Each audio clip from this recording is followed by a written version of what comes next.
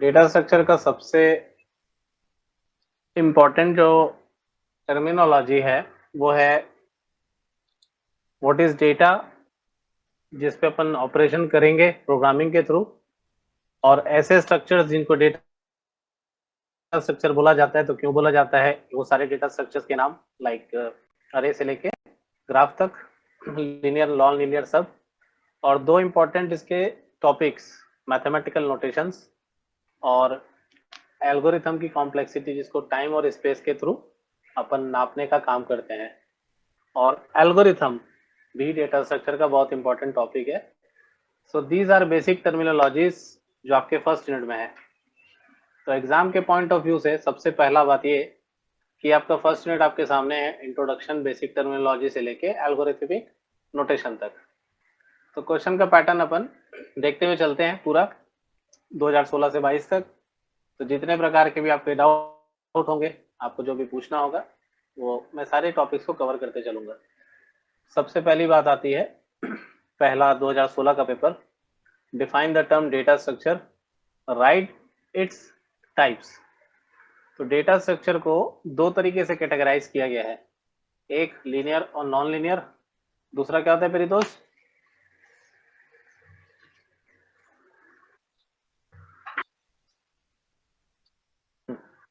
Data structure के दो types हैं, एक प्रिमिटिव डेटा स्ट्रक्चर्स और दूसरा non primitive data structures.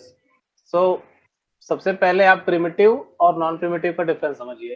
Primitive जिसके बिना कोई चीज को बनाया ही नहीं जा सकता, मतलब जो बनाने का, जो क्रिएशन का काम करेगा, जिससे डिराइव करके कोई चीज बनेगी, उसको अपन प्रिमिटिव बोलेंगे।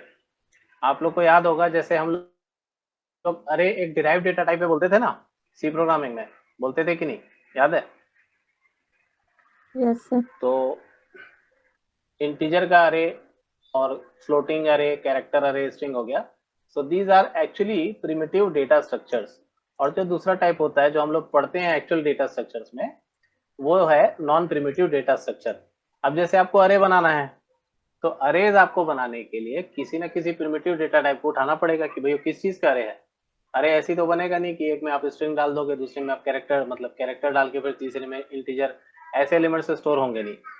सो that is why non primitive data structure के दो टाइप्स होते हैं जो हमको पढ़ाया जाता है डेटा स्ट्रक्चर में, जिसके दो टाइप अगेन, एक होता है लीनियर जिसके चार पार्ट हैं, arrays, link list, stack and queues, और नॉन लीनियर में आपका ट्रीज एंड ग्राफ्स हैं। तो अच्छी बात यह भी है कि बीसीए में ग्राफ्स को हटा दिया गया है, केवल ट्रीज तक ही रखा गया है। अगर ग्राफ भी होता तो उसमें कुछ कुछ और टॉपिक्स होते हैं और कुछ कुछ और एल्गोरिथम्स होते हैं, कुछ कुछ और सर्चिंग टेक्निक्स होती हैं। So that is excluded from your syllabus. So इसका कोई दिक्कत नहीं है। So what is data structure? Data structure से आप क्या समझते हैं, अगर कोई क्वेश्चन आता है? So let's answer it. Very पूछा इससे, लेट्स कंटिन्यू। डेटा स्ट्रक्चर जो है, किसी भी ऑपरेशन को करने के लिए हमको ऐसी ऐसी अनुमतियां देता है जिसके थ्रू अपन, देखो यहाँ से चालू थी कहानी, डेटा को ऑर्गेनाइज करना, स्टोर करना कंप्यूटर में, so that it can be access and manipulated efficiently, ताकि हम उसको बहुत अच्छी तरीके से एक्सेस और मैनिपुलेट कर सकें। केवल एक लाइन में डेटा स्ट्रक्चर की डेफिनेशन कंप्लीट करता है ये। अब आपके जितने भी एग्जांपल्स जो आपने डायग्राम में देखे यहाँ पे, ये सब के सब डेटा स्ट्रक्चर के एग्जांपल्स हैं। So it provides a way to represent and organize data in a logical manner. कोई भी चीज लॉजिकल नहीं होती इसमें। And to perform operations on data such as searching, sorting and inserting. तो ये इसके ऑपरेशंस हो गए। आगे हमारे सिलेबस में भी टॉपिक्स आता है कि, तो आपका जो क्वेश्चन है पहला, define the term data structure, तो उसमें बहुत ही धांसू वाली डेफिनेशन कुछ इस तरीके की आपको लिखनी पड़ेगी। उसके बाद फिर आपको जितना झेलाना है आप आंसर में झेला सकते हो, आपको जो कुछ मालूम है। जैसे कि ये डायग्राम है कि डेटा स्ट्रक्चर के टाइप्स यहाँ पे पूछ रहा है, तो प्रिमिटिव नॉन प्रिमिटिव लिख के, ये प्रिमिटिव डेटा स्ट्रक्चर हो गए, नॉन प्रिमिटिव के पूरे नाम हो गए।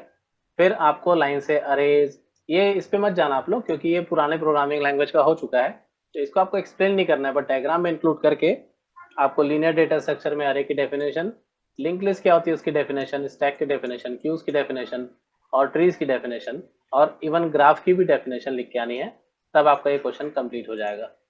तो इतना बड़ा आंसर आपको define the term data structure और राइट इट्स टाइप्स में लिखना है। Clear? Yes sir.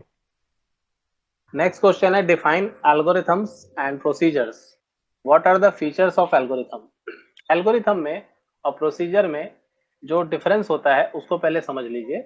Algorithm is steps of any solution to the problem. किसी प्रॉब्लम के सॉल्यूशन को लिखने के स्टेप्स को एल्गोरिथम कहते हैं, और ये एकदम ऐसे सटीक होते हैं कि इसको पढ़ने के बाद आप इसका कुछ भी बना सकते हो, लाइक प्रोसीजर भी बना सकते हो, स्यूडो कोड भी बना सकते हो, फ्लो चार्ट भी बना सकते हो, प्रोग्राम भी बना सकते हो। तो 4 आउटकम्स हैं एल्गोरिथम्स के, इन चारों के नाम आपको याद रखने पड़ेंगे। नाउ प्रोसीजर क्या होता है? प्रोसीजर एक्चुअल में किसी प्रोग्रामिंग पैटर्न से सिमिलर होता है। इसमें बहुत से जो वर्ड्स होते हैं वो प्रोग्रामिंग से मिलते जुलते होते हैं। तीसरी बात ये कि इसमें स्टेप्स मिसिंग होती है। जो स्टेप्स वाली कहानी होती है एल्गोरिथम में, that is missing in algorithm. तो अगर मैं फिर से रोबोट से पूछूं कि differentiate between algorithm and procedures, so it will describe you. कैसे प्रमोद भैया, बने बने सब? Yes sir, yes sir.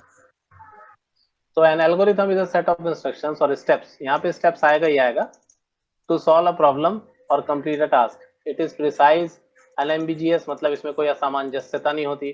Description of how to solve a problem and it can be implemented in any programming language, computer platform. Algorithms are used in many fields including computer science, mathematics and engineering. Procedure क्या होते हैं देखिए, on the other hand a set of instruction or steps that are performed in a specific order to accomplish a task. जैसे VB.NET का procedure हो गया, सी programming का function हो गया। तो ये किसी एक पर्टिकुलर टास्क को परफॉर्म करने के लिए बनाया जाता है, किसी पर्टिकुलर प्रॉब्लम का सॉल्यूशन हो ऐसा जरूरी नहीं है, it can B part of a solution. तो दोनों में डिफरेंस क्या है? एल्गोरिथम बड़ी चीज है, प्रोसीजर उससे छोटी चीज है। Procedures are typically used within a program, लिखा है यहाँ पे कि ये प्रोग्राम के अंतर्गत यूज होने वाली चीज है। और सिस्टम मतलब किसी प्रोग्राम के अंतर्गत या किसी सिस्टम के अंतर्गत छोटी सी चीज यूज होने वाली चीज है to perform specific function such as input output और डेटा मैनिपुलेशन। इवन आप प्रिंट एफ लिख रहे हो आउटपुट देने के लिए, स्कैन एफ कर रहे हो, या कंसोल डॉट राइट लाइन लिख रहे हो, या जावा में आप system dot out dot print लिख रहे हो, ये सब के सब प्रोसीजर्स के पार्ट हो सकते हैं। क्लियर हो गया दोनों में डिफरेंस?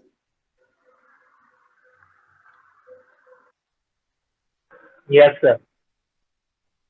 एल्गोरिथम जो होते हैं ना वो बहुत ज्यादा एब्स्ट्रैक्ट होते हैं, क्योंकि इसमें कोई भी चीज को जब लिखा जाता है तो बहुत सोच समझ के बनाया जाता है। That can be applied to many different solutions while a procedure is more concrete implementation of that concept within a specific program और सिस्टम। तो आपने एल्गोरिथम लिखा तो वो एल्गोरिथम ही रहेगा, लेकिन अगर आपने उसको किसी प्रोग्रामिंग लैंग्वेज में इम्प्लीमेंट कर दिया तो उसको क्या बोलेंगे अपन? प्रोसीजर बोलेंगे। इम्प्लीमेंटेशन के बाद की जो चीज बनती है ना उसी को अपन प्रोसीजर कहते हैं। तो ये डिफरेंस है आपका। आप खुद भी इसको ढूंढ सकते हैं, या फिर इस रिकॉर्डिंग को बाद में देख के आप स्क्रीनशॉट लेके इसको देख सकते हैं कि इसमें क्या लिखना है। What are the features of algorithm? तो एल्गोरिथम के फीचर्स आपको समझाने हैं, that can you can explain very अच्छे से, ठीक है। नेक्स्ट क्वेश्चन है what are elementary data organization, right various data structure operations. इसका जो आंसर है ये पहले क्वेश्चन से मिलता जुलता है कि एलिमेंट्री डेटा ऑर्गेनाइजेशन क्या है।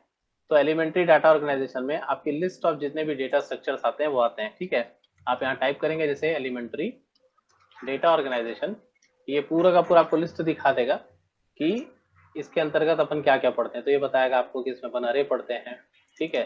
पूरे पूरे डेटा टाइप बता दिया है, ठीक है। एलिमेंट्री डेटा में single data value and a class of elementary data objects with a set of operations for creating and manipulating them uh, is represented as elementary data type. An example of elementary data type such as integer, real, boolean. तो जो primitive data type आपको दिखा रहा था मैं, उसी को अपन elementary data type भी बोलते हैं, जिसके द्वारा अपन बाद में फिर कोई डेटा स्ट्रक्चर जो नॉन प्रिमिटिव होता है वो बनाते हैं। तो ये आप लोग के लिए बनाना आसान है मेरे ख्याल से एलिमेंट्री डेटा। क्यों भाई बच्चा पार्टी लोग? Yes sir. यहाँ से एक इम्पॉर्टेंट बात ये निकलती है जो अपने को समझ लेना चाहिए कि एलिमेंट्री डेटा ऑर्गेनाइजेशन या फिर प्रिमिटिव डेटा स्ट्रक्चर, ये दोनों एक ही चीज है, ठीक है। Do not get confuse, full and final इसको कर लीजिए, दिमाग में नोट कर लीजिए। एलिमेंट्री डेटा ऑर्गेनाइजेशन या प्रिमिटिव डेटा स्ट्रक्चर एक ही चीज होती है, जिसके अंतर्गत आपको सारे डेटा टाइप्स जो आपने पहले पढ़ चुके हैं और उसको कैसे डिफाइन करते हैं, उसकी क्या क्या वैल्यूज हो सकती हैं, कैसे कैसे उसको बनाया जा सकता है, ये सारी चीजें आपको इसमें समझानी है। एनी क्वेश्चन सो फार? अगर कोई क्वेश्चन ना हो तो अपन सीधा 2017 में चलते हैं। 2017 में अब सीधी बात है, फर्स्ट यूनिट में आपके क्वेश्चंस रिपीट होने लग जाएंगे। What do you mean by data structure? List out the areas in which data structure are applied. तो डेटा स्ट्रक्चर जो फील्ड है कौन कौन से एरिया में यूज होता है। इसके लिए आपको क्या देखना पड़ेगा वो भी सुनिए। एप्लीकेशन ऑफ डेटा स्ट्रक्चर्स, ये अगर आपने अभी तक नहीं ढूंढा है तो इसको ढूंढ के आप पढ़ लीजिएगा। जो डेटा स्ट्रक्चर के एप्लीकेशंस होंगे वही उसका एरिया ऑफ यूज होगा, कि किसको कहाँ कहाँ आप चिपकाते हो। जैसे अरे है, उसको अपन कहाँ यूज करते हैं, तो ये पूरे के पूरे आपको एरिया दिख गया, डेटाबेस में, ऑपरेटिंग सिस्टम में, सर्च इंजन में, कंप्यूटर ग्राफिक्स में। और this is the exact answer that where you can apply data structure on this particular area. Is that clear बच्चा पार्टी लोग? Yes, sir. ठीक। नेक्स्ट क्वेश्चन आपका है कि ये नया क्वेश्चन था वैसे, list out the areas in which. अच्छा, इसको अगर आप किससे पूछोगे, रोबोट से पूछोगे तो मैच कर लो आंसर कि ये जो भाई साहब ने बताया अभी whether it is correct or not। सो यहाँ पे बता रहा है कि डेटा स्ट्रक्चर सप्लाइड है, देखो फिर से वही पॉइंट्स आ गए, कंप्यूटर साइंस में, डेटाबेसेस में। So it is 100% correct answer है जी। अब तो और अच्छे से श्योर हो गए होगा आप लोग, मजा आ गया होगा नहीं?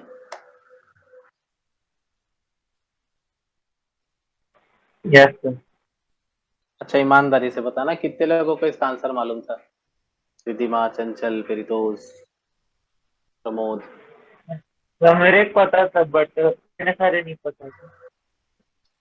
देखो, कंप्यूटर साइंस के जितने फील्ड है ना वो बिना डेटा स्ट्रक्चर के तो काम होता ही नहीं है। आप ऑपरेटिंग सिस्टम पढ़ते हो तो क्यों पढ़ते हो आप? क्यू शेड्यूलिंग नहीं तो कैसे पढ़ोगे?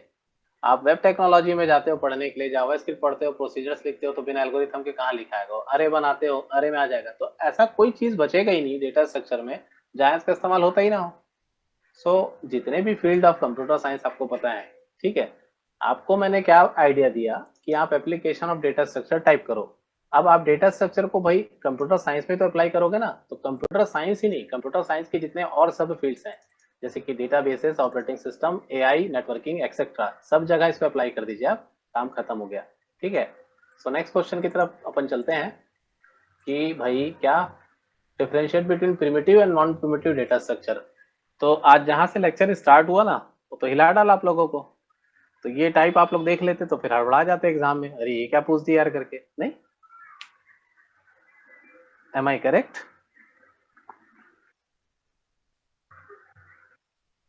हाँ नहीं बोलते आप लोग जल्दी से।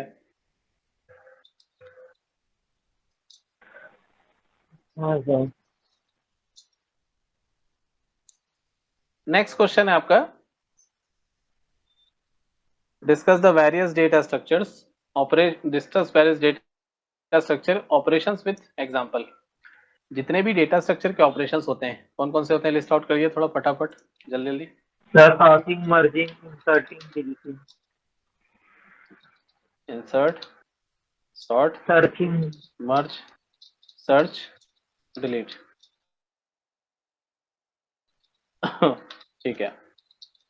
और इन सभी ऑपरेशंस को आप कहाँ कहाँ अप्लाई कर सकते हो? तो जितने प्रकार के डेटा स्ट्रक्चर होते हैं सब में अप्लाई कर सकते हो आप इन पांचों ऑपरेशंस को। अरे में आप ये पांचों ऑपरेशन कर सकते हो, चाहे लिंक लिस्ट हो, चाहे ट्री हो, एवरीवेयर। आप अच्छे से इसको समझा सकते हो। ऑपरेशंस को समझाने के लिए आप एक अरे बनाइए एग्जाम्पल के लिए एग्जाम में, और अरे बना के एक बढ़िया सा डायग्राम बनाइएगा। इसमें आपको क्या करना है तो बोलिएगा कि मेरे को इसको डिलीट करना है, तो यहाँ से डिलीट हो जाएगा। ऐसा एग्जाम्पल लिख के बताइए वहाँ पे कि मान लीजिए एक अरे में कि अरे यार sorry for this interruption but it's okay, कि आपके पास में 2-3 एलिमेंट्स हैं, जैसे इसमें से अगर मैं एक एलिमेंट को यहाँ से हटा देता हूँ तो ये डिलीट हो जाएगा, लेकिन आपका अरे जो है वो बरकरार रहेगा। तो इस तरीके के ऑपरेशंस अपन कर सकते हैं। फिर आता है आपका next question, discuss the various data. अच्छा, यही क्वेश्चन मैंने पढ़ा अभी। फिर चलते हैं नेक्स्ट ईयर में। थोड़ा सा टाइम में ऐसा हो जाएगा कि आपका जो क्वेश्चन है वो रिपीट होने लग जाएगा, there will be no new question remain. So explain need of data structure, explain classification of data structure, right operations of data structure. ये 2020 का क्वेश्चन है, कंप्लीटली रिपीटेड है। ठीक है, नीड या एप्लीकेशन या फीचर्स, ये सारी चीजों के आंसर आपको वही लिख के आने हैं जो आपके रोबोट ने बताया है। ठीक है, नीड क्यों पड़ती है डेटा स्ट्रक्चर की, तो इसको आप थोड़ा सा मैनिपुलेट करके लिखेंगे, क्योंकि डेटाबेस में हमको स्टोर ऑर्गेनाइज करना रहता है, तो इसके लिए बहुत सारे ऑपरेशंस लगते हैं जो डेटा स्ट्रक्चर में अवेलेबल होते हैं। इस तरीके से आप थोड़ा सा मैनिपुलेट करके इसका आंसर लिखेंगे। तो ये सारे क्वेश्चंस एक जैसे हैं, ठीक है ना प्रमोद? ओके, समझ में आ गई बात? Yes sir. फिर आते हैं अपन नेक्स्ट पेपर में 2021 में। What is data structure, list out differences between linear and non linear, clear है। Explain various operations that can be performed on different data structures, again repeated question है। What do you mean by algorithm? Write the criteria of an algorithm and its characteristics. तो हमने एक question cover up किया है algorithm और procedures, तो उसी algorithm के आंसर से इसका भी आंसर निकलता है। इसमें आपको एल्गोरिथम की डेफिनेशंस, उसके क्राइटेरिया क्या क्या होते हैं और उसकी कैरेक्टरिस्टिक्स, ये सारी चीजें लिखनी है। नंबर 1 है करेक्टनेस, दूसरा है एफिशिएंसी। जो कंप्यूटर सिस्टम की खासियत होती है उसी से मिलती जुलती आपके एल्गोरिथम के क्राइटेरिया होती हैं। क्लैरिटी, कि भाई पढ़ने से समझ में आना चाहिए। रोबस्टनेस का मतलब क्या होता है, handle all possible inputs, and जो आपको आउटपुट चाहिए वो तो दे, लेकिन अगर इनवैलिड इनपुट आ रहा है तो उसको रिजेक्ट भी करे। मेंटेनेबिलिटी, ऑप्टिमैलिटी, ऑप्टिमैलिटी का मतलब कम से कम लाइन में लिखा होना चाहिए एल्गोरिथम, ज्यादा झेलाने का नहीं है इसमें। तो 6 पॉइंट्स हैं, अच्छे से देख लीजिए, समझ में आ गई बात? these are the criteria of a algorithm, clear? Yes sir. Next आते हैं अपन क्वेश्चन पे, 2022 आ गया। what is an algorithm, what are the characteristics of good algorithm? Again this is the same answer will be applied here. Features पूछे, advantages पूछे, need पूछे, algorithm का need पूछे तो ये लिख के आना है। फिर आपका आता है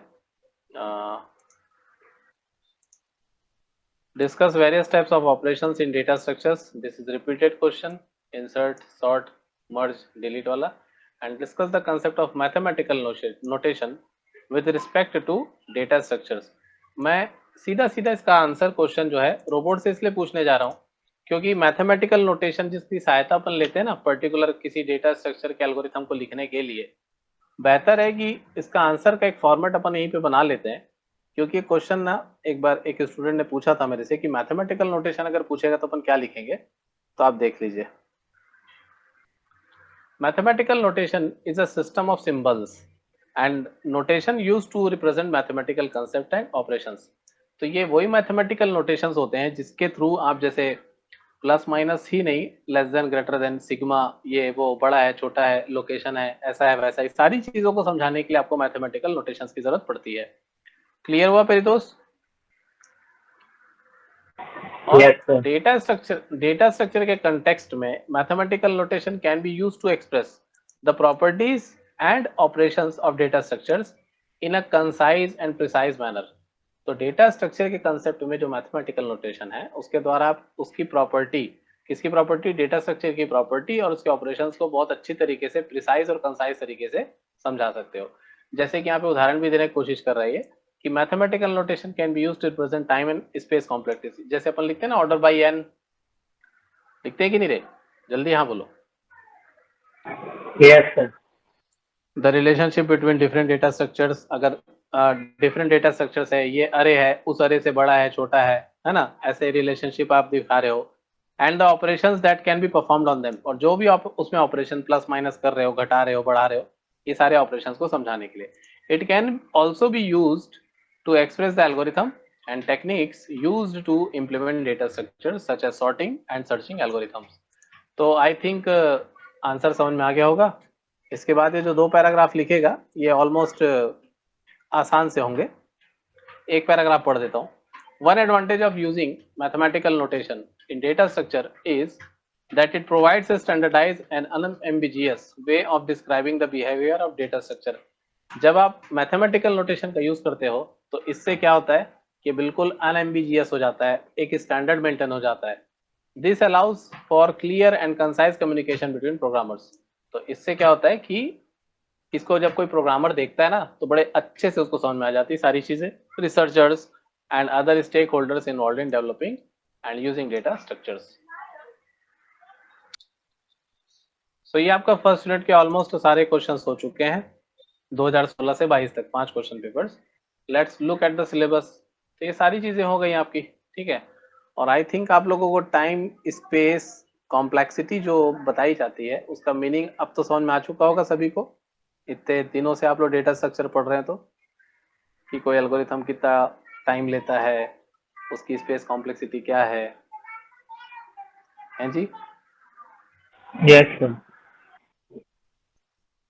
चलिए तो सेकंड यूनिट की तरफ बढ़े फिर से 2016 से.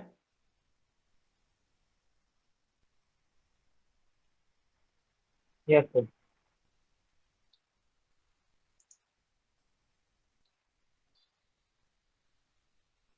कर रहा हूं मैं कि रिकॉर्ड स्ट्रक्चर अगर एग्जाम में आता है तो आपको एक एक पर्टिकुलर फील्ड का कितना साइज है, क्या एग्जाम्पल है और कितनी जगह वो ले रहा है, ये सारी चीजें आपको रिकॉर्ड स्ट्रक्चर में समझानी है.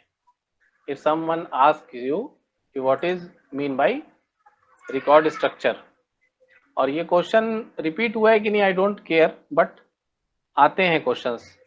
तो इसमें आपके डेटा स्ट्रक्चर के सिर्फ मतलब जो आपने पहले प्रोग्रामिंग में पॉइंटर्स पढ़ा है, अरेज पढ़ा है, ये सबसे रिलेटेड क्वेश्चंस हैं. अब इसमें बबल सॉर्टिंग डालने का वजह क्या है वो भी बता देता हूँ. क्या है ना, ये यूनिट बहुत आसान है तो इसलिए क्या करता है बबल सॉर्टिंग के थ्रू आपको कुछ एलिमेंट्स दे देगा कहीं ना कहीं उठा के और बोलेगा चलो भाई इसको बबल सॉर्टिंग से रिप्रेजेंट करके पूरा सॉर्ट करो. जबकि बबल सॉर्टिंग आपका कहाँ पे लैंड करता है देखिए 5th यूनिट में. तो इस तरीके से देखा जाए तो यहाँ पे खाली आपका लीनियर अरे है, 1 डायमेंशनल, 2 डायमेंशनल, स्टैटिक अरे, डायनामिक अरे है. ये आप लोग VB.NET में पढ़े हो. और ये पॉइंटर्स हैं तो पॉइंटर्स आप लोग सी में पढ़े हो. और रिकॉर्ड्स हैं, रिकॉर्ड स्ट्रक्चर्स हैं. तो इस यूनिट से मेरे को नहीं लगता कि कुछ भी आप लोगों को पढ़ाने की जरूरत पड़ेगी. So let's directly jump to unit number 3. Agree करते हैं आप लोग?